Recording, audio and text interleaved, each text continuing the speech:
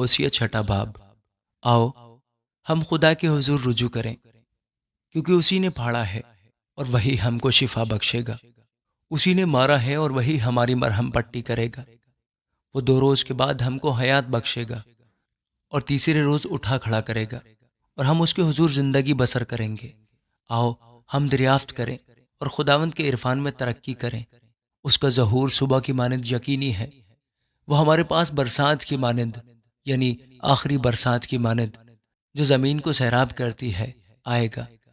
اے افرایم، میں تجھ سے کیا کروں؟ اے یہودا، میں تجھ سے کیا کروں؟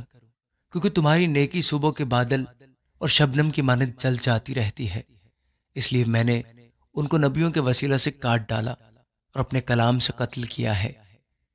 اور میرا عدل نور کی مانند چمکتا ہے، کیونکہ میں قربانی نہیں بلکہ رحم پسند کرتا ہوں، اور خدا شناسی کو سوختنی قربانیوں سے زیادہ چاہتا ہوں۔ لیکن وہ عہد شکن آدمیوں کی مانند ہیں۔ انہوں نے وہاں مجھ سے بے وفائی کی ہے۔